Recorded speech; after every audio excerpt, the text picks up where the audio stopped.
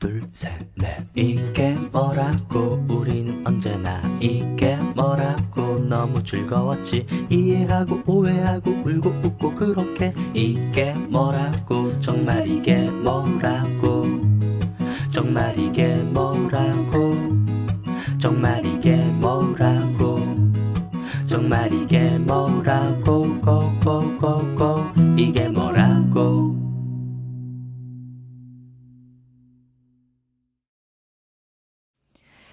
재미와 의미가 공존하는 생활의 별책 부록, 책 이게 뭐라고. 안녕하세요. 남들이 궁금한 게 뭔지 궁금한 요조입니다. 안녕하세요. 책 이게 뭐라고?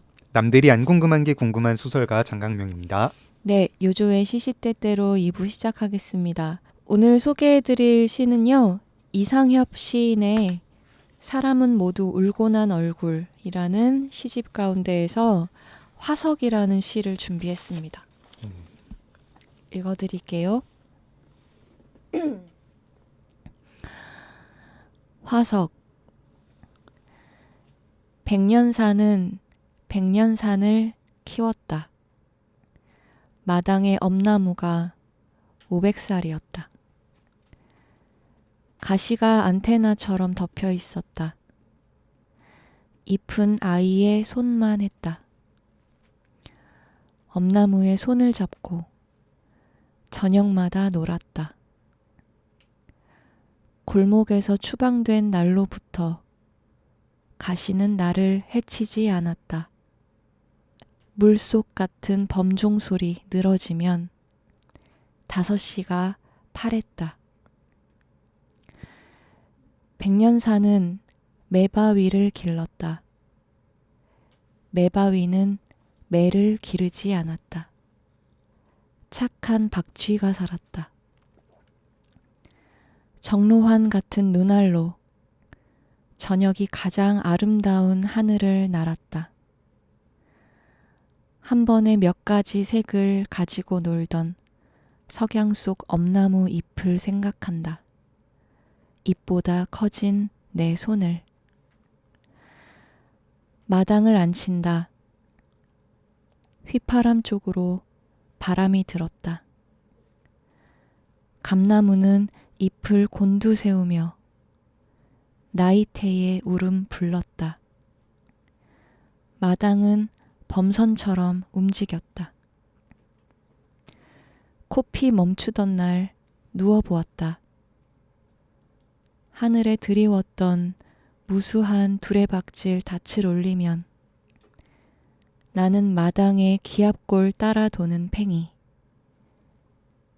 사회과 부도 속 눈먼 시베리아를 읽었다. 장독대를 뉘인다. 망루처럼 높았다.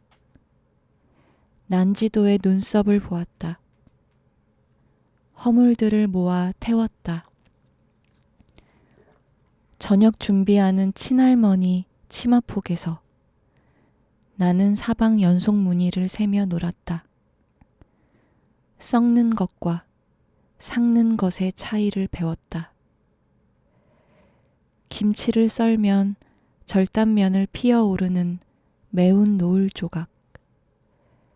기억은 가끔씩 콧구멍으로부터 흘러나온다.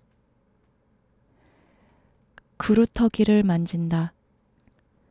아카시 나무가 베어져 마당에 환한 하늘이 생겨나던 날, 비워진 원통의 공간이 내내 다른 빛으로 흔들리는 것을 보고 자라온 나는 죽은 나무에 쌓여온 둥근 기록들을 지도책처럼 심드렁이 읽어내는 일과를 쌓아왔는데, 그루터기에 의자처럼 앉아 나는 누구를 또 안치고 싶었을까? 오늘은 근데 역사 다루는 책이라서 그냥 화석 이렇게 골라오신 거죠? 아닌데요? 아, 아닌가요? 아련하다 되게 네. 느낌이. 작가님 이거 시 어떻게 읽으셨나요? 어떻게 들으셨나요? 그냥 무슨 메시지는 안 느껴지고 그냥 느낌만 아련해지네요, 이 시가. 그렇죠. 뭐 이렇게 아주 무슨 정확하게 500년 된, 엄나무를. 네. 일단은 근데 그 전에 소개 우리 해주기 전에 먼저 이렇게 불쑥 아 그러게요. 아련하네 하고 아련하게 들어오셨어요. 누구시죠 이 아련한 분? 제가 지난번에도 왔는데 네, 오늘 아련하게 그럼 다시 한번 소개를 일단 하고 네. 얘기해 볼까요? 우리 역사의 역사라는 신간을 또 내신 네. 우리 유시민 가이드님 어제에 이어서 또 모셨습니다. 아이고, 가이드님. 네, 잘 안녕하세요. 부탁드립니다. 오자마자 아련하네.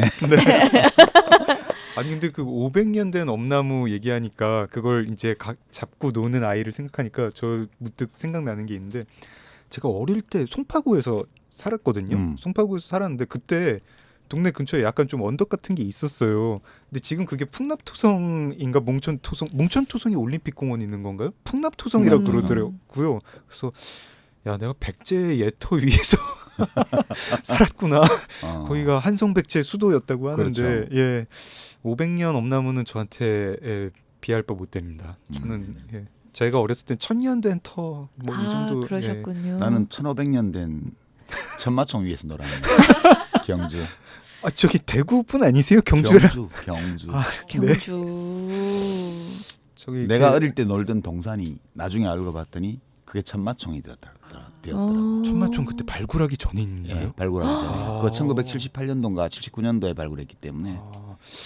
풍납토성이 더 오래됐나 그랬군요. 천마총이 오래됐나 갑자기 검색을 해보고 싶은 그런. 아니 근데 얘기 듣고 보니까 정말로 경주 같은 곳은 네. 진짜로 어떤 진짜 역사의 현장을 아무렇지 않게 밟고 뭐 기대고 문대고 하면서 자란 사람들 많을 것 같아요. 능 같은 경우도 네, 지금 그냥 대릉원에 있는 그 능들이 아무렇지 않게 막 놀던 그런 능이잖아요. 우리 어렸을 때는 그냥 담벼락이고 뭐가 아무것도 없고 네. 그냥 들판 가운데 능들이 있던 거예요. 그 위에 올라가서 뭐 풀썰매 타고 뭐 다 했죠. 역사 유적을 훼손하셨군요.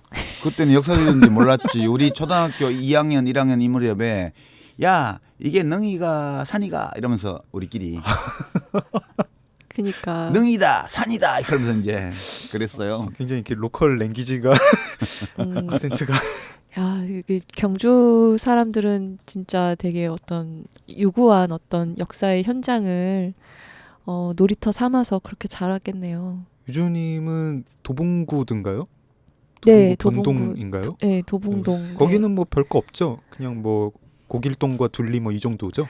네, 저희 동네에는 뭐 자랑할 게 둘리밖에 없네요. 그렇구나. 그 둘리가 발견된 개천도 있을 거고요. 네, 그렇죠. 아 그게 픽션이면 이제 뭐 1000년 2000년은 그냥 논픽션이면 예, 넘어가는 건데 그렇군요. 그러니까 그 번동은 지질학적 시간의 공간이네. 그렇네요. 역사를 예. 뛰어넘네요. 그냥, 그렇습니다. 고생물학적 시간으로. 자, 우리는 근데 지질학은 아니고 역사를 다뤄보도록 하겠습니다. 네. 역사란 무엇인가를 어제 잘 얘기를 했고 이제 책의 순서에 따라 가지고 한번 제일 처음에 역사를 이야기한 사람들부터 그 얘기를 해보도록 하겠습니다. 역사의 아버지들. 네. 저 이 주석을 보면서 책에 역사의 아버지라고 해놓고 이렇게 주석을 다셨더라고요. 굉장히 이렇게 그 나의 젠더 감성이 이 정도야라고 이렇게 얘기하시는 것 같은 그런 주석이 뭐였죠? 헤로도토스 옆에 딱 달린 주석이. 그 아버지라는 표현은 창시자로 해석하는 게 좋겠다. 네. 아버지 혼자 애를 못 낳는다는 거 다 알지 않냐. 네. 뭐 그런 주석을 붙였어요, 제가. 그거는 뭐 누가 좀 의견을 주신 건가요? 아니면 그런 생각을 이렇게 어느 날 하신 건가요? 아니요, 지금 페미니즘 운동, 하여튼 그 여성도 동등한 인간이다라는 이 명제, 상식적인 명제를 현실에서 적용해야 된다고 생각하는 분들이 많이 목소리를 높이고 있잖아요. 네. 그러니까 여러 면에서 이런 계기에 이런 일을 계기로 삼아서 다 생각해 볼 여지가 있는 것 같아요. 그래서 이 표현은 가부장 시대에 그냥 뭔가를 창조한 사람을 아버지라 그랬다는 거 아니에요? 그렇죠. 네. 음악의 아버지 바하 뭐 이런 거. 바하는 자식이 많아서 음악의 아버지라는 말도 있더라고. 맨날 자식들 시켜서 악보 쓰고. 아 그렇군요. 네, 그리고 이건 여기뿐만 아니고 이제 그 이에이치카 역사란 무엇인가에도 1장 제목이 네. Historian and His Facts라고 돼 있어요. 그러니까 역사가 네, 거의 사실로 네. 돼 있어요. 60년대까지 유럽에도 네. 여성 역사학자가 거의 없었던 거죠. 히스토리안이라고 하면 당연히 히즈로 받아야 된다고 그렇죠. 생각을 했던 히스토리언은 그 자체가 성이 있는 명사는 아니지만 거군요. 네. 현실에서 역사가가 다 남자기 때문에 His Facts라고 해놓은 거예요. 근데 이제 이에이치카 선생이 지금 책을 쓴다면 그렇게 안 썼을 거다. Historians and their facts 뭐 이런 그렇죠. 식으로 그렇게 예, 그렇게 썼겠죠. 저희가 이 얘기가 나왔으니까 말인데 근데 역사에서 소개하는 역사가들도 전부 남자잖아요. 그렇죠. 이거는 뭐 어떻게 뭐 여지가 없었나요? 아니면은 예, 주로 불과 몇십 년 전까지만 해도 네. 여성 역사가 자체가 없던 시절이에요. 이제 앞으로 대단한 역사서를 쓰는 여성 역사학자 또 나오겠죠. 그래서 앞으로 한 2000년 후에 누군가가 이런 책을 쓴다면 그 뒤에는 여성과 함께 등장하지 않을까.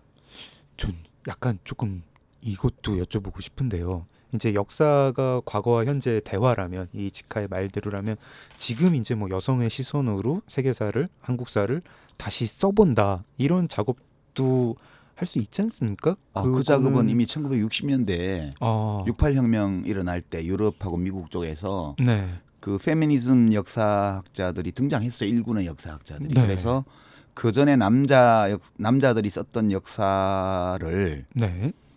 페미니즘의 시각으로 재조명하는 그런 연구 결과들도 무척 많이 나와 있어요. 그래서 뭐 아주 집중 표적됐던 인물 중에 하나가 역시 랑케인데요.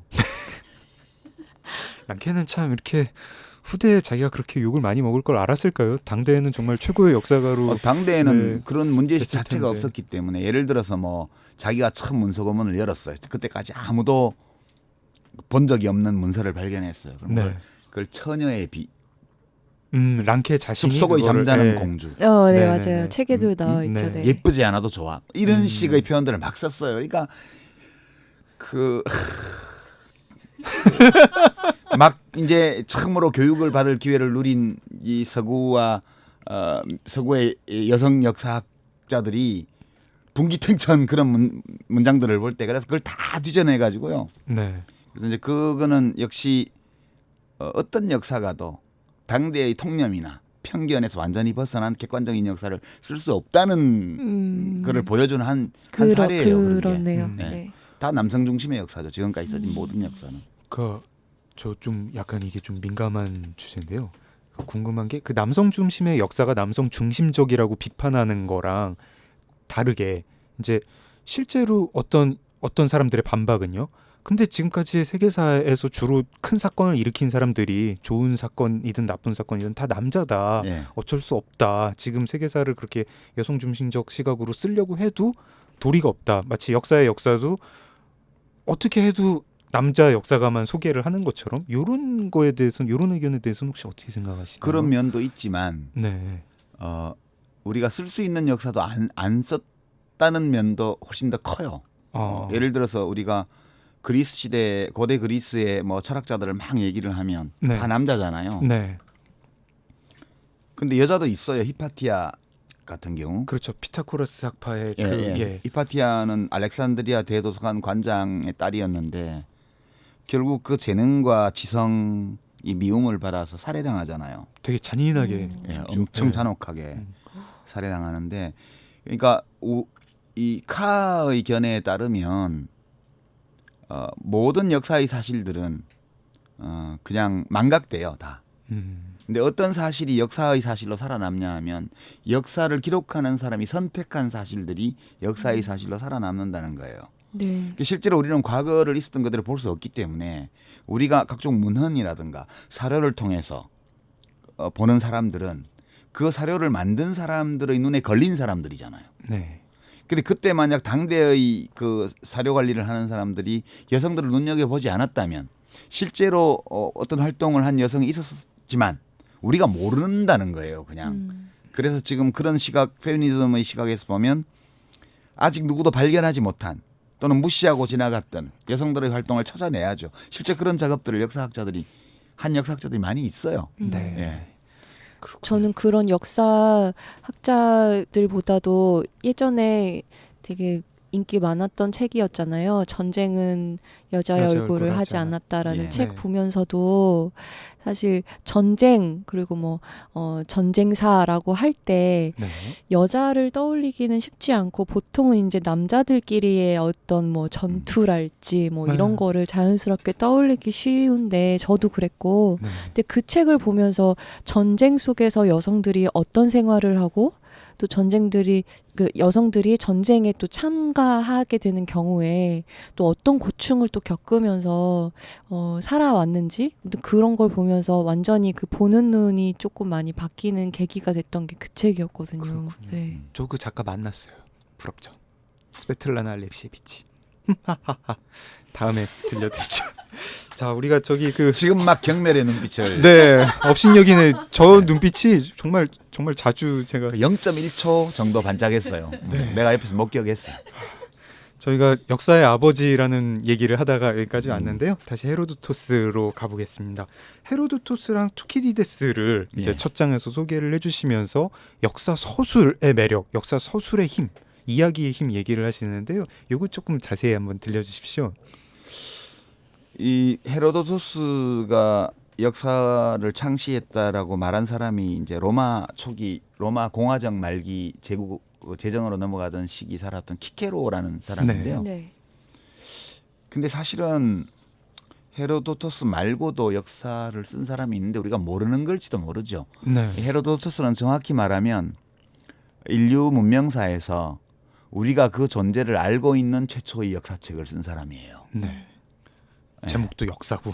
예, 제목도 역사고. 근데 이제 헤로도토스하고 투키디데스는 다 기원전 5세기 사람들이에요. 그러니까 고대 그리스 세계의 아테네라는 도시가 최고의 번영을 누렸던 약 한 7, 80년 그 시기에 살았던 사람들이에요. 네. 이때가 페르시아 제국이 쳐들어와서 2차례 전쟁을 치러서 그리스 세계가 이겼던 이제 페르시아 전쟁. 그리고 그리스 세계가 내전으로 완전히 다 같이 망해버린 펠로폰네소스 전쟁. 네. 요 사이 기간, 요 기간이에요. 그러니까 기원전 5세기, 약 한 기원전 480년부터 한 410년, 그 기간에 살았던 사람들이에요. 둘 다. 나이는 한 30살 차이 나고요. 우리가 이렇게 청취자분들이 배경이 생각이 언뜻 안 나시면 영화 300 뭐 이런 거 예. 네, 상상하시면 그게 되겠습니다. 그 헤로도토스 역사의 테르모필레 네. 전투를 가지고 만든 영화죠. 그게. 네. 근데 헤로도토스가 먼저 이제 한 세대 앞인데 이 사람이 페르시아 전쟁이 끝나고 나서 아테네 지금 같으면 아테네 플라카 지구라고 그 아크로폴리스에서 내려와서 국회의사당에 있는 신타그마 광장 오는 중간에 있는 그 지금 레스토랑 카페가 많은 그쪽이 플라카 지구예요. 거기에 아마 당시에 시장이 있었던 걸로 이제 추정되는데 네. 그 골목에서 유료 토크쇼를 했다고 그래요. 네, 돈 많이 벌었대 이걸로. 네, 그때가 이제 서피스트들이 돈 받고 부잣집 애들한테 과외하고 소크라테스 선생님은 돈 안 받고 다니면서 술만 얻어먹으면서 이제 문답식 네. 강의를 하고 그 시기예요. 딱 소크라테스 시대에 이때가. 그때 이제 이 헤로도토스는 아테네 시민이 아니고 원래 소아시아 지금 터키 쪽 지역 출신인데 네. 많은 우여곡절을 거친 끝에 아테네에 정착을 했어요. 이 사람이 아는 게 너무 많아가지고 이 페르시아 전쟁 얘기를 썰을 푸는 거지 와서 돈 받고 썰전. 네.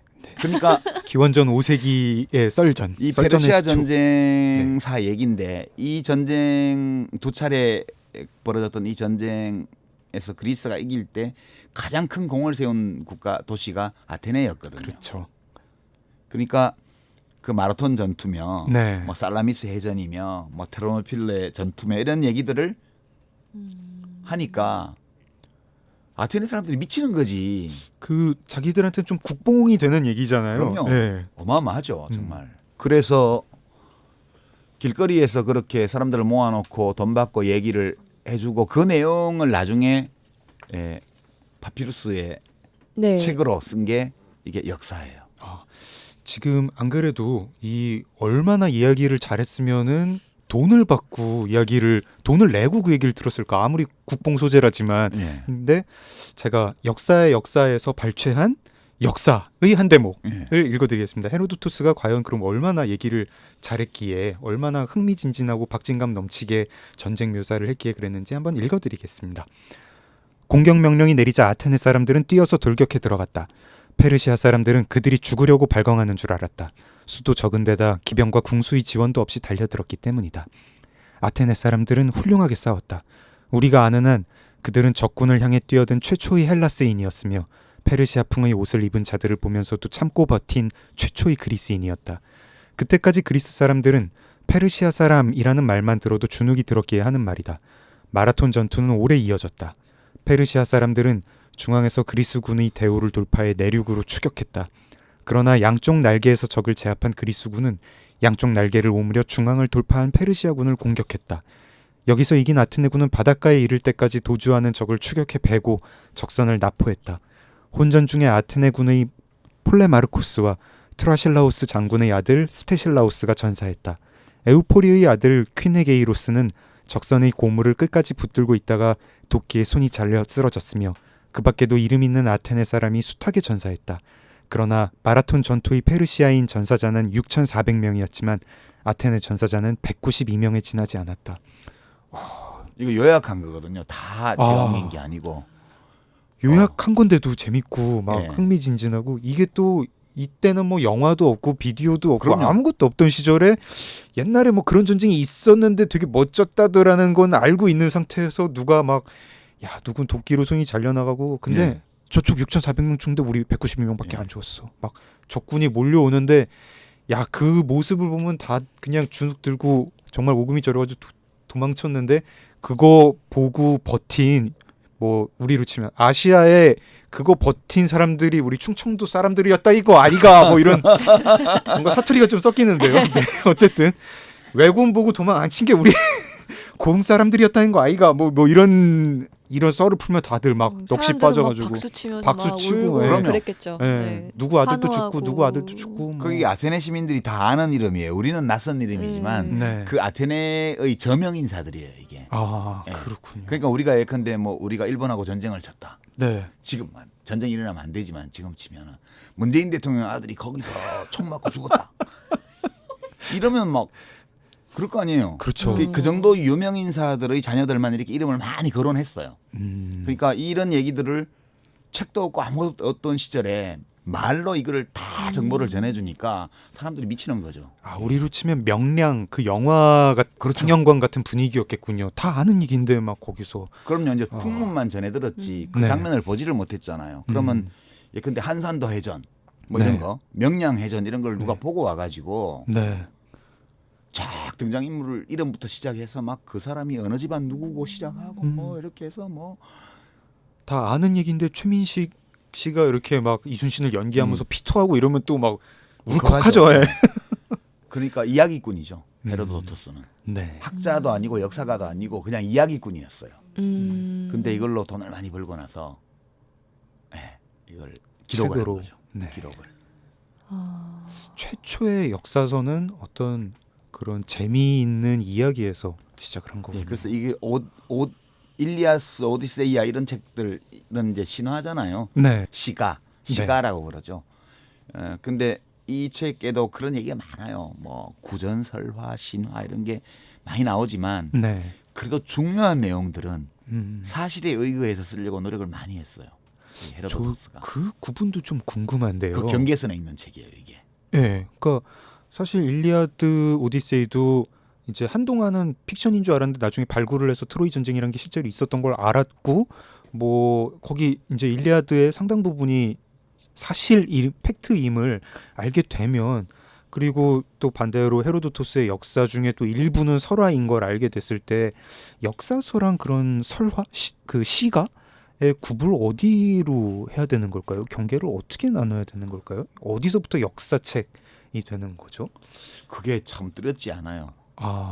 뚜렷지 않은데, 그러니까 사실을 토대로 쓰는 것을 원칙으로 삼았으나 네. 사실의 확인이 곤란한 그런 공백을 상상력으로 채웠으면 일반적으로 역사서라 그러고요. 네. 사실을 토대로 썼으나 사실이 있든 없든 그 공백이 얼마나 크든 상관없이 그 나머지 모든 것을 상상력으로 채운 걸 시가 또는 뭐 소설, 신화 이렇게 얘기를 하죠. 경계선이 그런데 확실하게 이렇게 칼로 두모 자르듯 할 수 있는 건 아니고 이 헤로도토스의 이 책이 바로 그 경계선에 있어요. 그래서 랑케 같은 사람은 역사서로 인정을 안 했죠. 그래서 랑케는 역사의 창시자를 헤로도토스라 그랬어요. 헤로도토스 호메로스가 아니라 헤로도토스. 아니 저 투키디데스. 헤로도토스가 아니고 투키디데스. 헤로도토스가 아니고 그러니까 저기는 레오폴드 랑케는 역사의 창시자는 역사의 창시자를 투키디데스다. 투키디데스로 봤어요. 헤로도토스가 이 역사를 제대로 된 역사서로 인정 안 해준 거죠. 네. 오늘날의 여러 가지 정설과 굉장히 반대되는 얘기만 랑케는 하고 있네요. 좀 불쌍해진다 이쯤 되면. 투키디데스는 요조님이 한번 소개를 해주시죠. 네. 역사에서 소개하는 그 펠로폰네소스 전쟁사의 분석적 서술 방식의 대목을 한번 읽어보도록 하겠습니다. 재밌는 건 제가 읽고 따분한 건 요조님이 읽는 저의 이 뭐랄까. 동맹이 페르시아 전쟁을 수행하기 위해 어떤 도시는 금전을 제공하고 어떤 도시는 함선을 제공해야 하는지 결정했는데 아테네 사람들이 그리스의 공공기금 재무관이라는 관직을 만들고 금고를 둔 델로스 섬 신전에서 동맹국의 회합을 열었다. 처음에 아테네는 공동심의에 참가하는 동맹국들을 지휘했을 뿐이었지만 페르시아 전쟁이 끝나고 펠로폰네소스 전쟁이 시작되기 이전 기간에 전쟁 수행이나 정치적인 사건의 처리에 개입함으로써 영향력을 극대화했다. 낙소스가 동맹을 이탈하자 아테네는 전쟁을 일으켜 복속시켰는데 이것이 동맹규약에 반하여 동맹국이 독립을 상실한 첫 번째 사례였고 다른 동맹국에서도 같은 일이 벌어졌다. 주로 분담금이나 함선을 제대로 대줄 수 없었기 때문이었고 때로는 탈영이 이유가 되기도 했다. 아테네는 곡물 부과나 함선 징발에 엄격했고 동맹국에 심한 압력을 가함으로써 미움을 샀다. 그런데 아테네가 동맹을 이탈한 국가를 수월하게 되돌릴 수 있었던 책임은 동맹국들 자신에게 있었다. 동맹국들은 대부분 고향을 떠나 전역에 종사하는 게 싫어서 배정된 함선을 대주는 대신 상응하는 액수의 돈을 부담했다. 이 돈으로 아테네는 해군을 증강한 반면 이탈한 동맹국들은 준비도 실전 경험도 없는 상태에서 전쟁을 맞았다. 제가 읽으면서도 재미가 없네요. 재미없죠. 네. 근데 이게 이제 분석적이어서 그래요. 이게 페르시아 전쟁은 이제 두 차례 있었는데 10년 간격으로 이제 아버지 다리우스 1세가 3만 대군을 몰고 왔다가 마라톤 전투에서 박살이 나고 이제 갔고요. 10년 후에 크시에르크세스라는 그 아들이 원수 갚는다고 해서 30만 대군을 몰고 이 에게해를 건너서 직진해서 이제 그리스도로 쳐들어왔던 거예요. 나는 관대하다라는 대사로 유명한 그. 네. 근데 이때 이제 아테네는 이제 연전연패하니까 아테네가 주력이 해군이니까 맞섰는데 연전연패에서 살라미스 섬이라고 좀 떨어진 데로 피난을 갔어요. 전 도시가 주민들이 다 그냥 짐 싸가지고 피난을 갔는데 결국은 페르시아 해군을 그 살라미스 섬이 있는 해협 우리 울둘목처럼 저기 진도대교에 있는데 그렇게 좁은 데예요.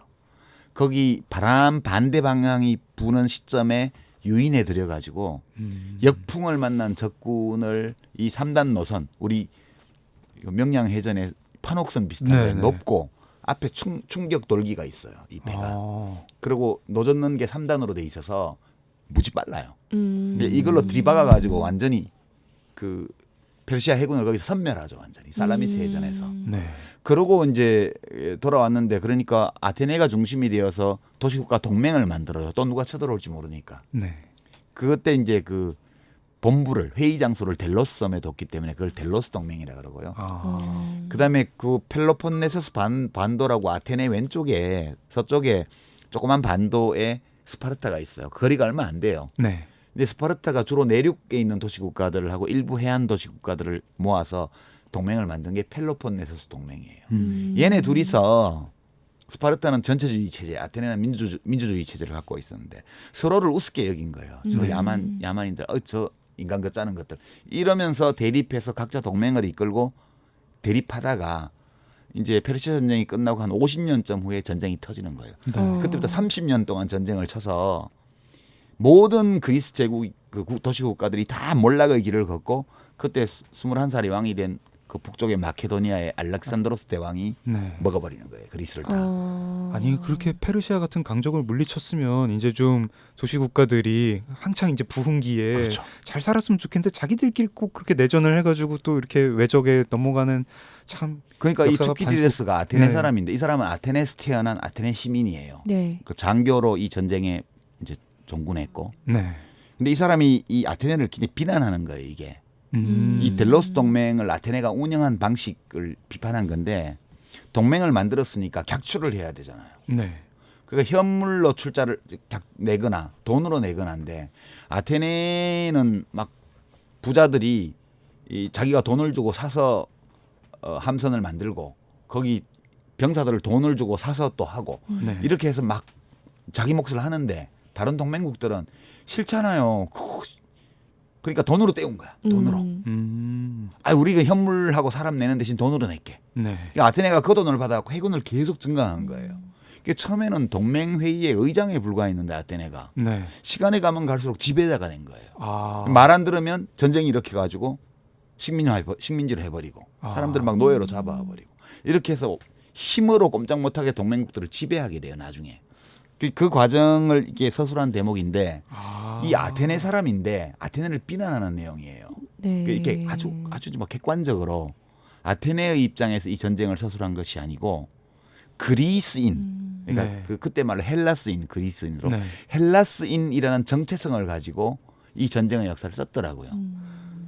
그러니까 되게 분석적이죠. 듣는 아테네 사람 입장에서는 헤로도토스의 그 현란한 묘사 같은 것도 없고 분석적인 이야기인데다가 아니 국뽕이 아니라 이거 우리 잘못했다고 우리의 책임론을 지적하는 얘기니까 인기가 없었겠네요. 이 사람은 그거 안 해 토크쇼 안 했어요. 책만 썼죠. 저술업으로. 그리고 이렇게 이 책에 보면 약간 재밌는 대목인데 투키디데스도 상당히 명예욕이 강했던 것 같아요. 그래갖고 막 헤로도토스를 디스하는 게 예, 곳곳에서 나와요. 뭐 산문 작가 뭐 그 길거리의 청중들을 즐겁게 하는 일회용 들을거리. 근데 그 헤로도토스 책이 그렇다고 말을 하지는 않았지만 네. 내 누가 책은 봐도 그런 것이 아니다. 뭐 청중들을 대중을 즐겁게 해주는 일회용 들을거리가 아니다. 내 책은 산문 작가의 결과는 다르다. 이럴 때 이거 왜 써놨지라고 한번 생각해봐도 이게 헤로도토스를 겨냥한 말 같아요. 그 헤로도토스 글에는 너무 설화도 많고 검증할 수 없는 그런 얘기들이 너무 많아요. 네. 흥미 위주고. 그래서 헤로도토스의 역사는 이야기예요. 이야기. 네. 그 서사. 이게 굉장히 위력적이에요. 반면 투키디데스는 사실 확인을 굉장히 꼼꼼하게 하고요. 네. 사실을 평가를 해서 사실일 개연성이 낮은 거는 제외를 하고 그럼 부분적으로 사실 확률이 높은 걸 모아서 자기 재구성을 합니다. 사마천도 이런 방식을 썼는데 네. 재구성을 하고 기록도 굉장히 연대표기를 꼼꼼하게 하면서 네. 확실하게 연대표기도 하고요. 그다음에 아주 세부적이에요. 묘사가.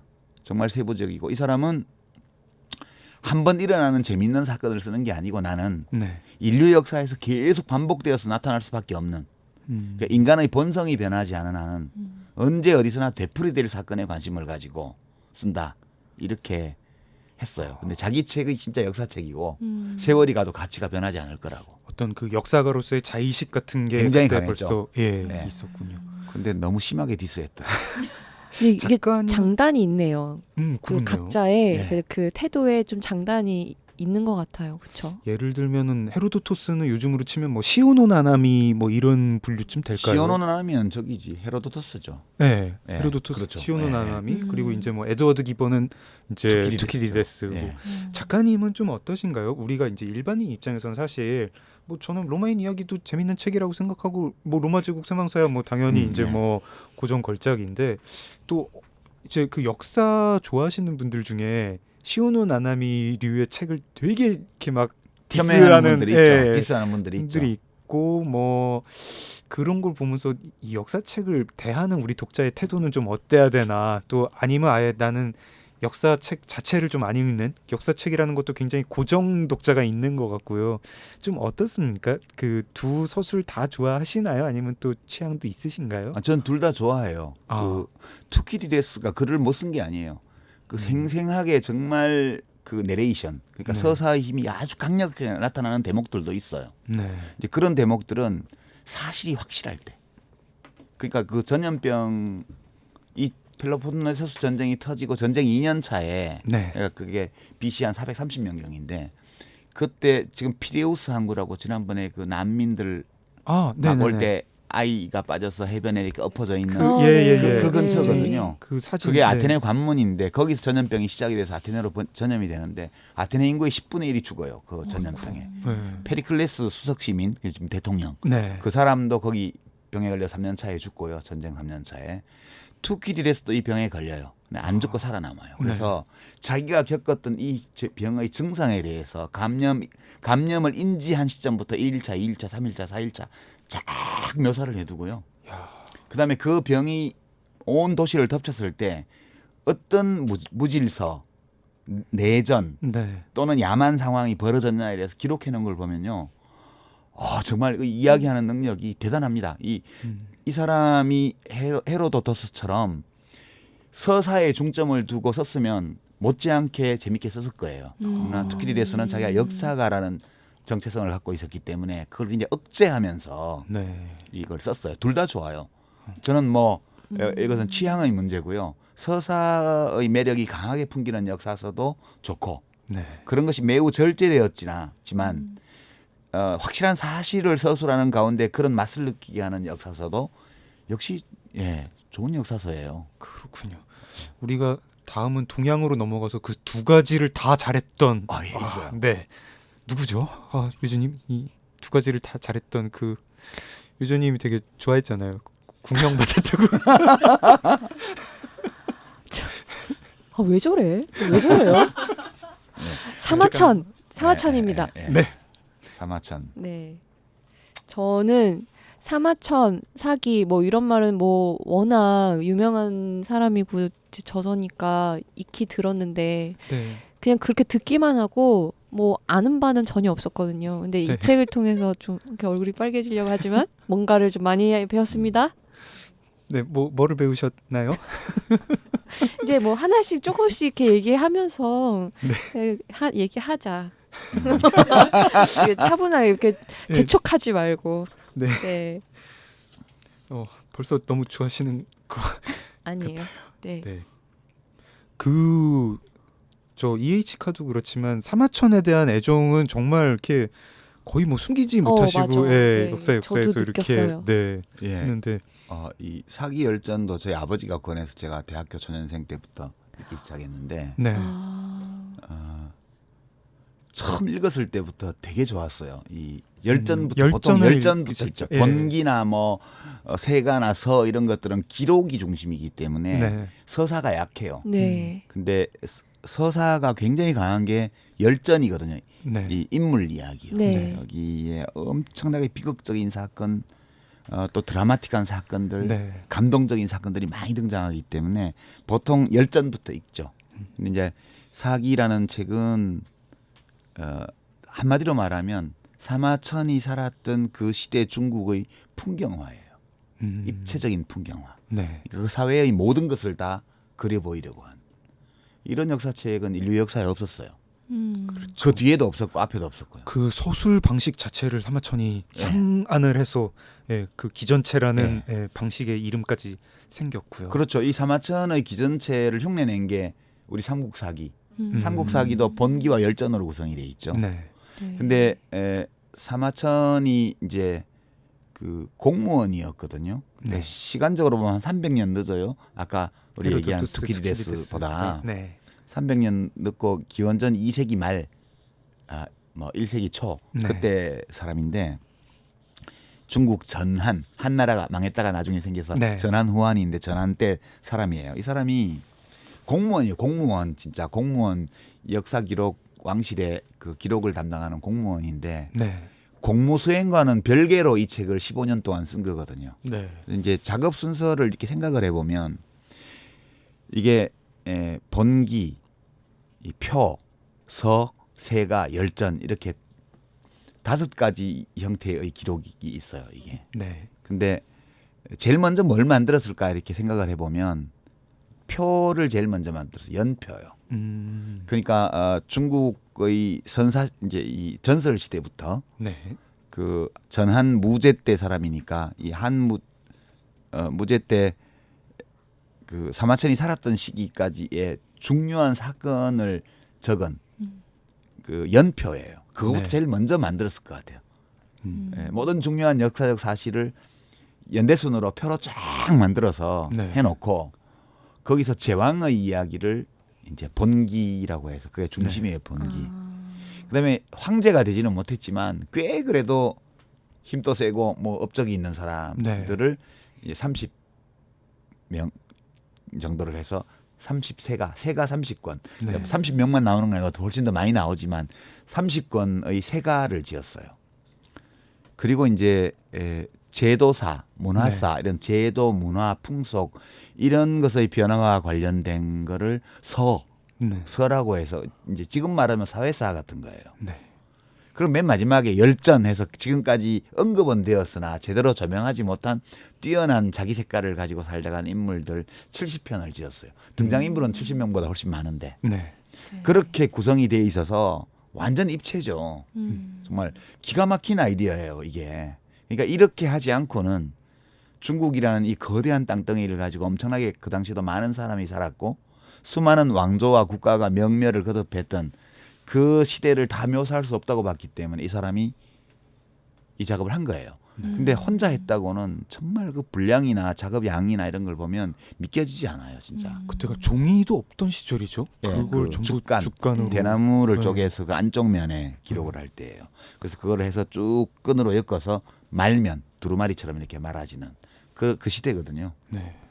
우리로 치면은 국가기록원 뭐 과장이나 뭐 국장쯤 되는 분이 밤에 이제 자기가 대한민국 역사를 한번 써보겠다고 하는데 처음에 이제 대통령 정권사를 쓰고 그다음에 뭐 CEO나 뭐 총리 뭐 이런 네, 분들 쓰고. 책을 쓰고 그리고 이제 뭐 어떤 사회상담 유명한 소설가, 뭐 유명한 배우, 유명한 뮤지션 뭐 이렇게 예. 예, 그런 사람들을 모은 책을 뮤지션, 쓰고 예. 여조 씨도 나올지 몰라 열전에.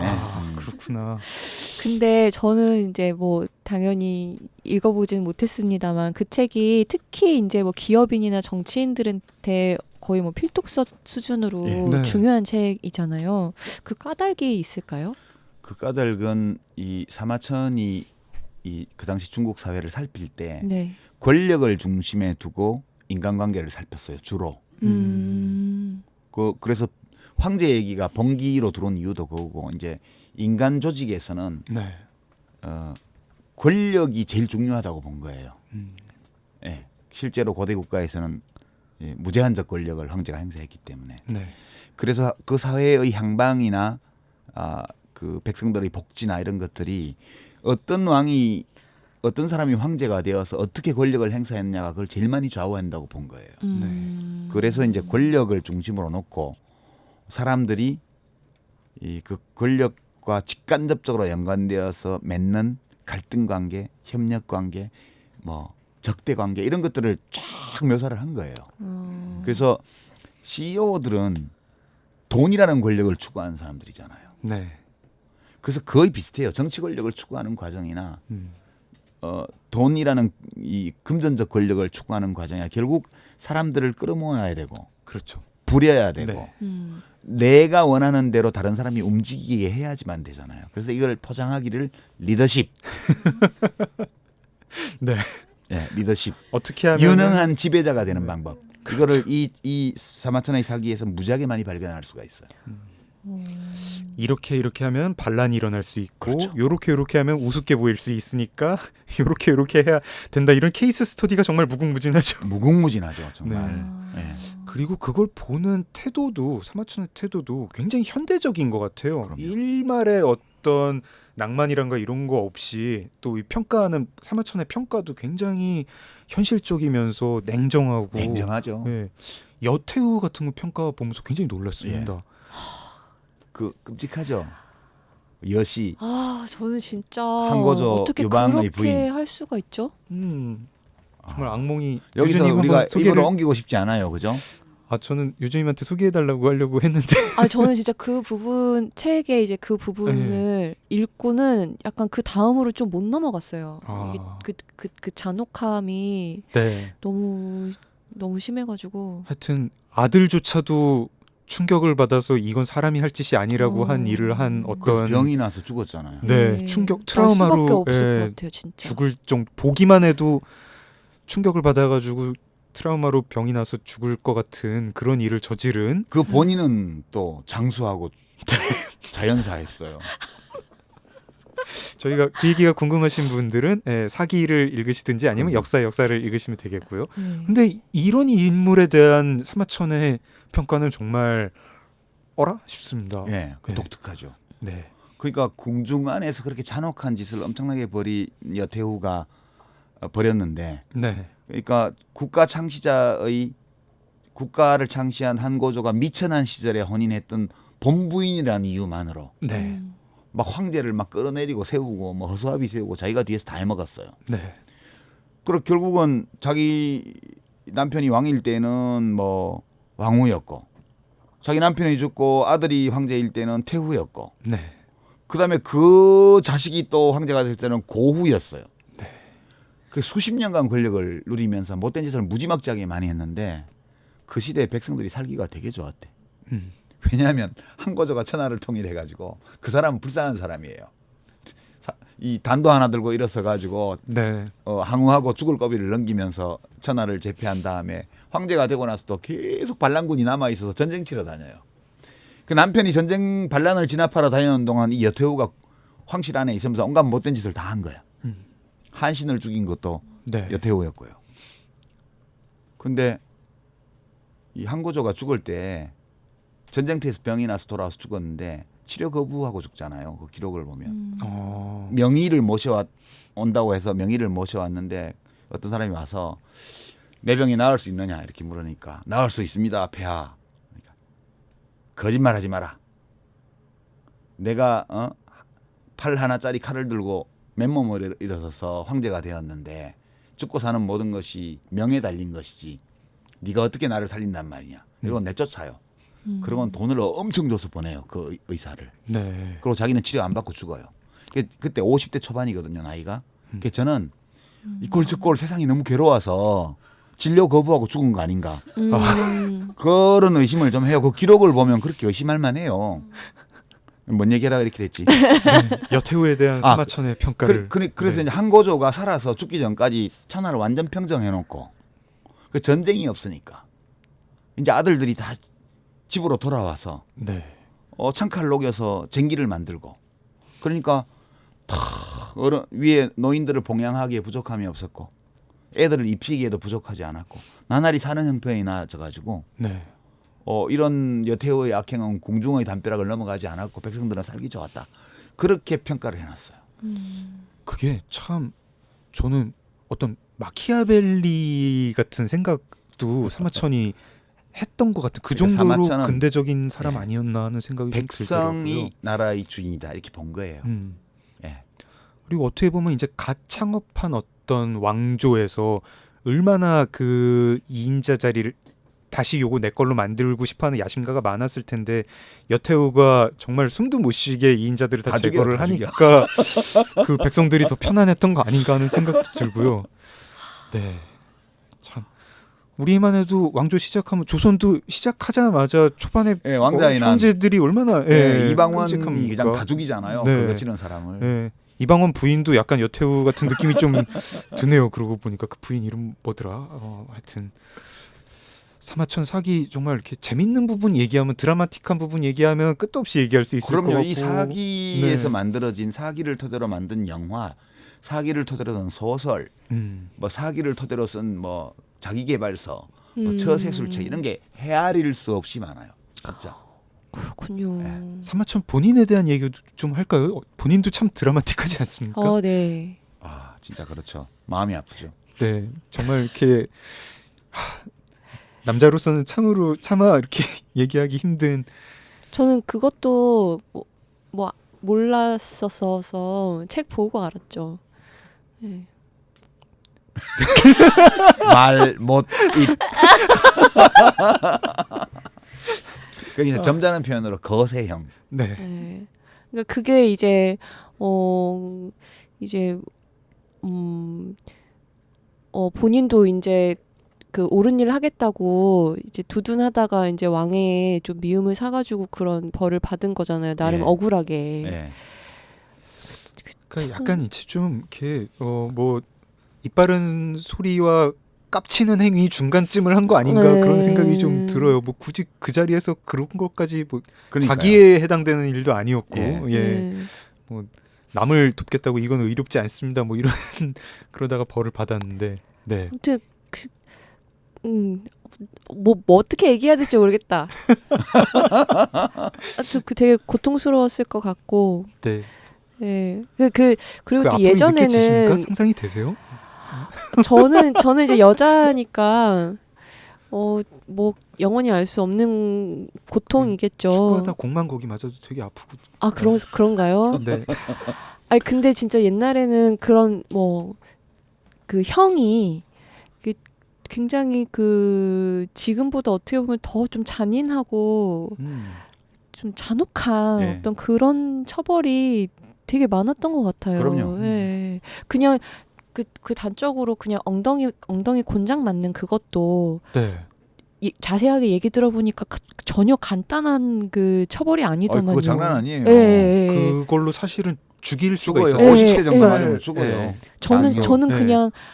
그냥 아주 그냥 애교 수준의 어떤 그런 거라고 생각을 했는데 그게 이제 구체적으로 어떤 식으로 진행이 되는가를 봤더니 그것도 엄청 잔인하던데요. 그럼요. 예. 그러니까 죽일 목적으로 그 장형을 내린다면 정도전이 그렇게 정적을 많이 장형으로 죽였다고 네. 어디서 들은 것 같습니다. 3번 질문하고 마무리할게요. 네. 얘기가 재밌으니까 막 이렇게 쭉 가네요.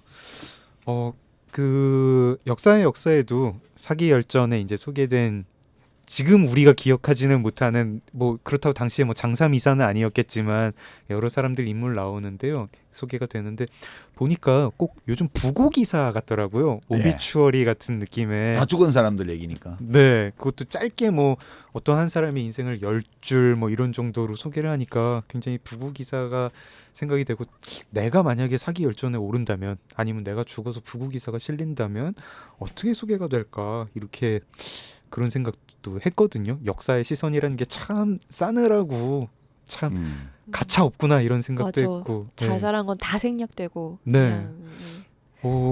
어떻습니까? 유 작가님 이렇게 뭐 누가 이렇게 부고 기사를 쓴다 내지는 미래 사마천이 이렇게 작가님의 인생을 기록을 한다. 첫 줄에 뭐 어떻게 나올 것 같습니까? 어떻게 기록되기를? 유시민은 일단 직업이 많잖아요. 그 중에 뭘로 이렇게 유시민은 대한민국의 대한민국의 뭐 대한민국의 작가, 정치인이다. 뭐 어떻게 대한민국의 방송인이다. 근데 뭐 제가 역사책에 기록될 만한 일은 없고요. 요즘 그런 게 있죠. 그 장례 치를 때 네. 고인의 옛날 같은 행장, 네네네. 고인이 어떤 사람이었는지를 알려주는 이제 그 낱장짜리 네. 그런 걸 만드는 그 회사도 있더라고요. 회사에서 그런 걸 예, 만들었어요. 그 협동조합 만들어서. 그러니까 우리가 문상을 가면 이렇게 절하고 봉투 넣고 오는데 네. 그 돌아가신 분이 어떻게 살았는 분인지 모르잖아요. 네. 네.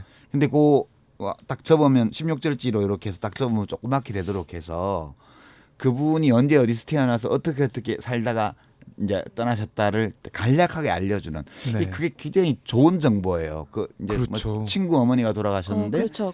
조문을 갔다 네. 와서 그 친구 어머니에 대해서 좀 알게 되면 왠지 더 조문도 더 뜻있어지는 것 같고 맞아요. 절하기 네. 전에 먼저 읽어보고 에이. 조문보라고 그래요. 그거를 요새 아. 조문보 사업을 하는 협동조합이 있더라고요. 아. 그래서 저는 이제 제가 죽으면 뭐 사람들이 문상 오는 걸 별로 원치 않는데요. 그래도 뭐 저하고 친했던 사람들 중에 좀 아쉽다고 해서 오는 분들이 있으면 그거 하나는 미리 만들어 놓으려 그래요. 제가 내 죽으면 이렇게 해라고.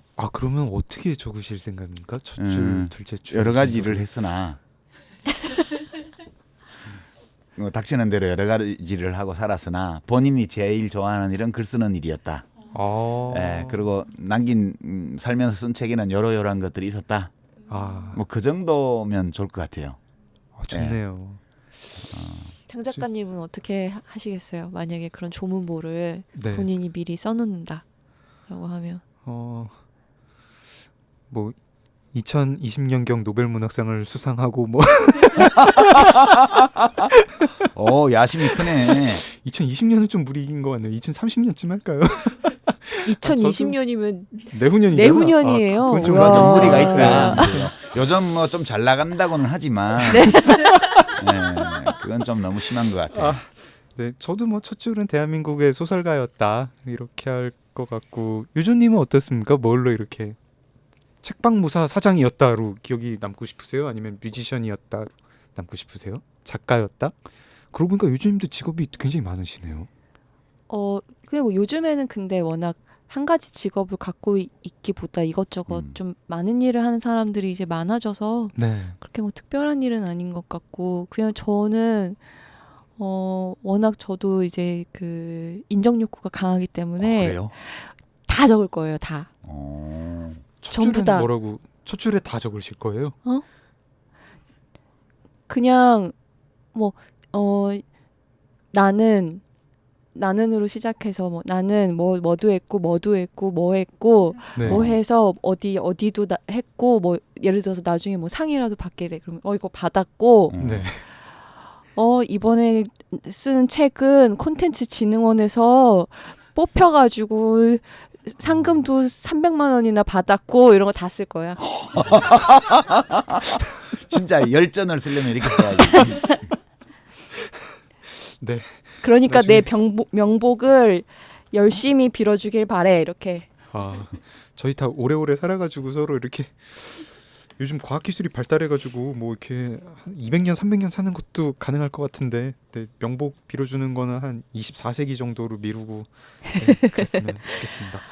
오늘 벌써 시간이 또 오, 헤어져야 될 시간이 다 됐어요. 이런저런 얘기하다 보니까 아니 우리 저기 헤로도토스 투키디데스 3화천밖에 못했는데 거기 그 앞부분이잖아요. 네. 그 얘기만 했는데 벌써 시간이 이렇게 됐는데 어떠셨습니까? 전 뭔 얘기인지 기억이 안 나요. 굉장히 재밌게 하셨습니다. 뭐 아무 말 잔치한 것 같아가지고. 아니 듣기엔 굉장히 이렇게 조리 있게 말씀하신 것 같은데. 그래서 너무 이게 책 소개를 너무 우리가 많이 하지 못했고 네. 또 너무 오랜만에 이렇게 유명인 모셨는데 연예인 모셨는데 연예인 모셨는데 우리가 이렇게 사진도 같이 못 찍고 이대로 끝낼 수 없어서 연예인 모셨으니까 이렇게 뽕을 뽑아야죠. 그렇죠. 그래서 특집답게 한 주 더 저희가 유시민 선생님하고 함께 하기로 했습니다. 네, 박수. 좋아요. 그래서 다음 주에는 우리 명희 작가님하고 유시민 작가님하고 살점이 튀기는 뇌세포 도륙의 현장을 또 한번 마련을 해볼까 하는데 저랑 유 작가님이랑 같이 유주님을 도륙하는 뭐 이런 거예요? 진짜 왜 저러지? 어떡하지? 어떡하면 좋지? 오늘은 이 표정 굉장히 자주 본다. 네. 자, 그 끝으로 또 소개해 주실 뭐 있으시다고요?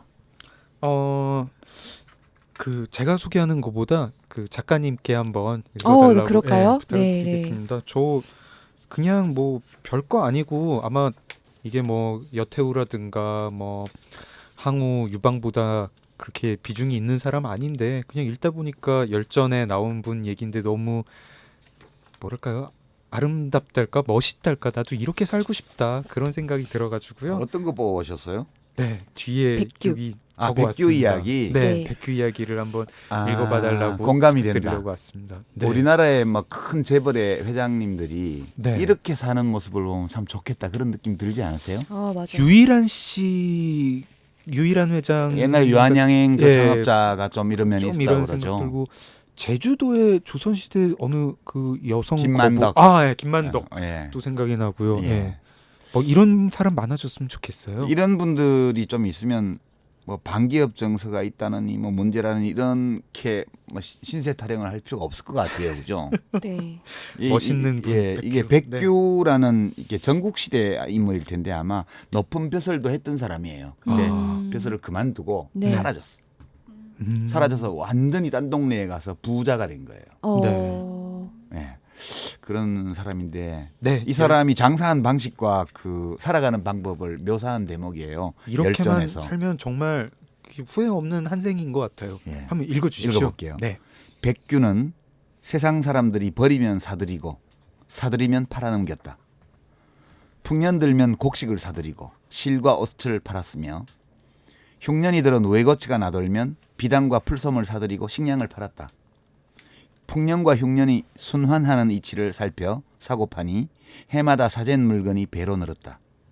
돈을 불리려면 값싼 곡식을 사들이고 수확을 늘리려면 좋은 종자를 썼다. 거친 음식을 달게 먹고 하고 싶은 것을 억누르며 옷을 검소하게 입고 노복들과 고통과 즐거움을 함께 했으나 시기를 보아 나아갈 때는 사나운 짐승과 새처럼 재빨랐다. 네. 네. 노복들과 고통과 즐거움을 함께했으나 여기에 저는 크게 꽂힙니다. 유시민 작가님의 목소리로 들으니까 무슨 시조 듣는 것처럼 이렇게 구성해지는지 모르겠어요. 그러게요. 구성진어. 예, 네. 너무 좋았습니다. 썰전이랑 되게 달라요. 네. 다음 이 시간에도 뵐 수 있다고 생각하니까 너무 좋습니다. 네. 기쁜 마음으로 마무리 멘트 하겠습니다. 책 이게 뭐라고는 경계를 허무는 콘텐츠 리더 북21 출판사와 함께합니다. 고맙습니다. 고맙습니다.